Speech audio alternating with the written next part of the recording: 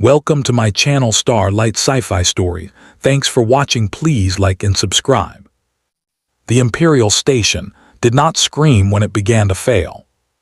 It groaned. Deep inside its vast structure, beneath layers of polished alloy and ceremonial plating, ancient systems shifted out of balance. Energy currents ran too hot. Gravity nodes hesitated. Light panels flickered through colors that had not been seen in centuries.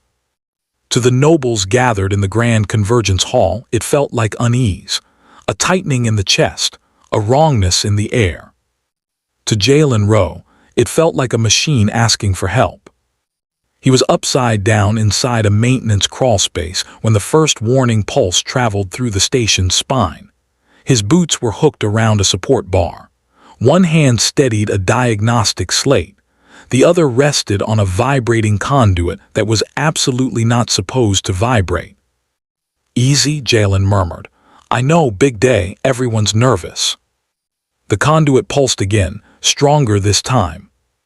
Jalen sighed. "Yeah, me too." Outside the crawlspace, the Imperial Station prepared for one of the most important ceremonies in its long history. Thousands of delegates from 100 species filled the inner halls. Floating banners displayed ancient symbols. Light bent itself into respectful arcs above polished floors. The Empire believed its station was sacred. Jalen believed it was overdue for maintenance. He twisted his wrist and adjusted a coupling. The vibration eased, but the heat did not. Sweat rolled down his neck. His human body was not designed for ceremonial temperatures. "Okay," he said quietly. "We're going to talk about this heat spike because I did not sign up to be cooked alive." The conduit answered with a low hum that climbed in pitch. Jalen frowned. He pulled his slate closer. Readings scrolled fast. Energy flow was increasing across multiple systems. Gravity anchors were compensating. Climate stabilizers were overcorrecting. Someone somewhere was pushing the station hard. And they had done it without asking the people who kept it alive. Far above him in the Grand Convergence Hall, Princess Salith stood beside her mother, Empress Velura, and felt the air change. Her people were tall, elegant, their skin marked with faint bioluminescent patterns that shifted with emotion. Salith's glowed faintly now, an instinctive response to tension. She looked out over the assembled nobles, ancient houses, military lords, high technocrats, all dressed in layers of authority. All pretending they did not feel the station shudder. "The convergence will proceed," announced the voice of order, a floating construct of light and sound. "All systems are within ceremonial tolerance." Salith did not believe it. She had been trained since childhood to listen, not just to words but to pauses, to patterns, to the quiet things that did not want to be seen. The station's light shifted again, just a fraction too slow. Her eyes drifted toward a side corridor, one marked not with banners but with maintenance sigils. She had noticed the human there earlier. Humans were rare in the inner station. Useful, yes. Trusted, no. They were hired for tasks that required flexibility and endurance. They were not invited to ceremonies. The human engineer had been kneeling by an open panel, sleeves rolled up, talking softly to the exposed machinery as if it could hear him. Salith had found herself stopping to watch. He had thanked a service drone when it moved aside. He had apologized to a panel before forcing it open. When a noble had passed without acknowledgement, the human had simply nodded and returned to his work. No fear, no resentment. Just focus. Now, as the station trembled again, Salith felt a strange certainty settle in her chest. Somewhere below, Jalen Rowe swore quietly as a warning symbol flared across his slate. "That's new," he muttered. A cascade failure was beginning. He slid out of the crawlspace and dropped lightly to the floor. His boots hit with a dull thud that echoed down the maintenance corridor. The lights dimmed, then brightened too fast. Gravity hiccuped. Jalen spread his stance automatically, muscle memory kicking in. Nope, don't do that. He moved fast now, jogging down the corridor toward a secondary access panel. He keyed it open, ignoring the protest tones that warned him of unauthorized entry. Yeah, he said, put it on my tab. Inside, the station's inner systems glowed like a living thing. Energy streams overlapped in patterns too complex for ceremonial oversight. This was not something ritual could fix. This was engineering. Jalen's fingers flew over controls. He rerouted power, eased pressure, spoke aloud as he worked. I know they told you to push, he said to the system, but you're going to tear yourself apart if you keep this up. The station answered with a deep vibration that traveled through his bones. Then the alarms began. Not the loud ones, not yet. These were internal, ancient, meant to alert the Empire that something was wrong at its core. In the Grand Convergence Hall, the floor lights flared red. Gasps rippled through the crowd. Nobles turned, voices rising. Security constructs activated, hovering into defensive positions. The voice of order hesitated. This interruption is unexpected. Empress Valora did not move. Her expression was calm, but her eyes sharpened. Report, she commanded. A technocrat stepped forward, his bioluminescence flickering with stress. Core systems are experiencing instability, minor, within tolerance. Another tremor passed through the station, stronger this time. Salith felt it in her teeth. Minor systems do not cause that, she said quietly. Her mother glanced at her, then back to the hall. Locate the source. The technocrat hesitated. There is a human. Murmurs erupted. A human is inside the core systems. They are not authorized. Remove him immediately. Salith's heart pounded. She knew suddenly, without doubt, that removing him would be a mistake. In the maintenance corridor, Jalen wiped sweat from his eyes and leaned closer to the control interface. Okay, he said, this is the big one. The station was trying to obey too many commands at once. Ceremonial protocols were overriding safety margins. Ancient code was fighting modern systems. Someone had told a god to sprint. Jalen did the only thing that made sense. He took control. He bypassed ceremonial locks, ignored sacred restrictions, and forced the system into manual balance. Warnings screamed across his slate. Unauthorized authority detected. He felt the station resist him. Hey, he said, voice steady. I'm not here to take over, I'm here to keep you alive. For a moment, nothing happened. Then the vibrations eased. Gravity stabilized. Lights returned to their proper hue. In the Grand Convergence Hall, the red glow faded. Silence fell. Relief swept the room, followed immediately by outrage. He violated sacred protocol. He touched the core. Arrest him. Security constructs surged toward the maintenance corridors. Salith stepped forward. If you remove him, she said, her voice carrying across the hall, the Empire collapses within the hour. The words froze the room. Empress Valora turned slowly. Explain. Salith did not look away. The station was failing. Our systems were tearing themselves apart to satisfy tradition. He stopped it. That is not his place. No, Salith agreed. It is his function. Another tremor ran through the station, smaller this time, like a warning. Jalen felt it and exhaled slowly. We're not done, he murmured. He straightened, tools still in hand, as footsteps echoed down the corridor. Security. He didn't run. He never did. The guards rounded the corner, weapons humming. Jalen raised one hand slowly. Before you do anything, he said, calm and tired, you should know that if you shut this system down wrong, you're going to flip half the station inside out. They hesitated. Then a new voice cut through the tension. Stand down. Princess Salith stepped into the corridor, her bioluminescent markings glowing steady and bright. She looked at Jalen, really looked at him, standing there with grease on his hands and concern in his eyes. You kept the station alive, she said. He shrugged slightly. It was trying real hard to die. Behind her, nobles gathered, shocked, angry, afraid. Salith turned back to them.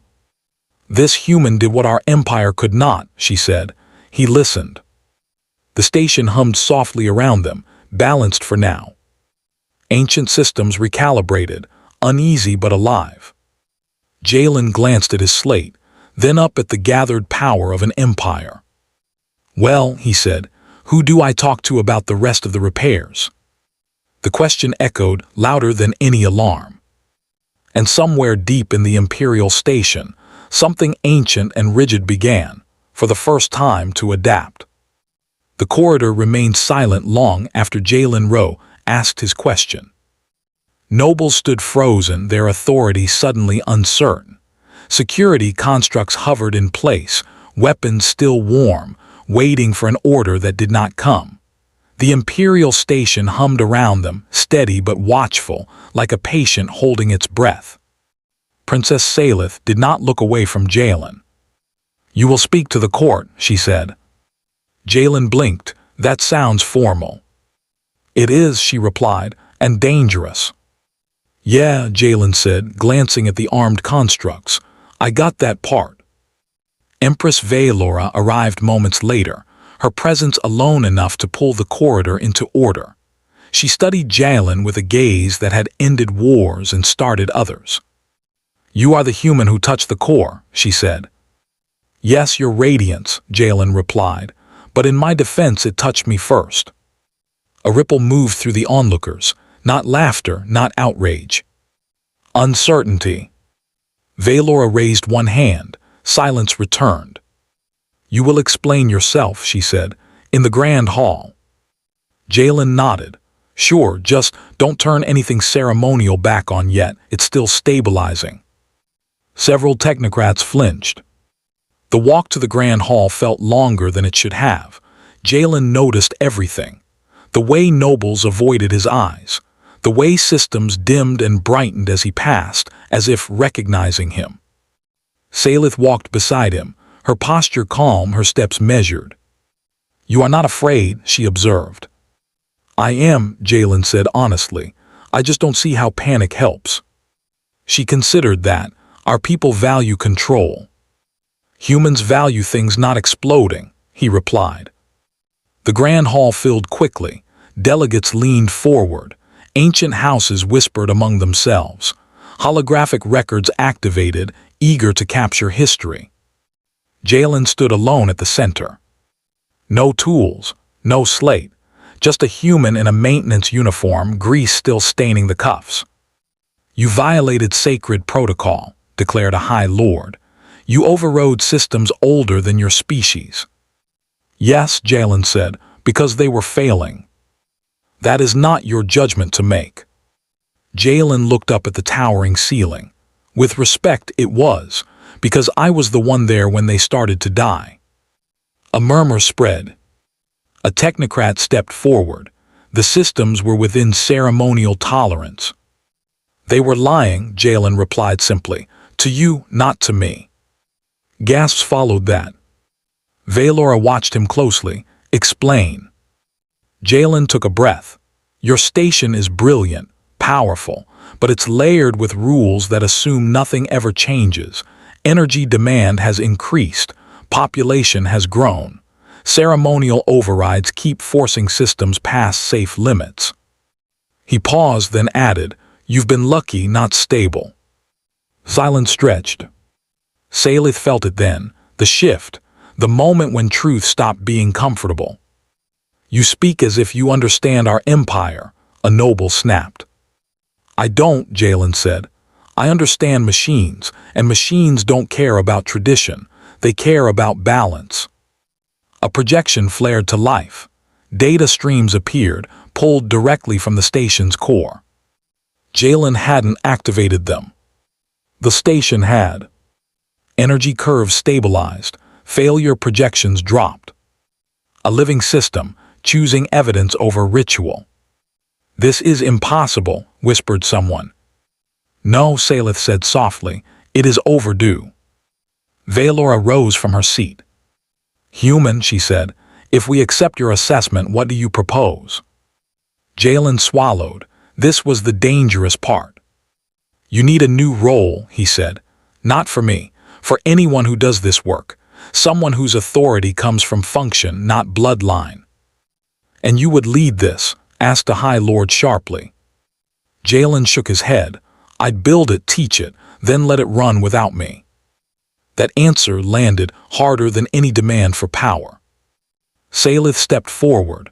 "I name this role Imperial Systems Architect," she said clearly, "independent of house or rank." Outrage exploded. "This is rebellion.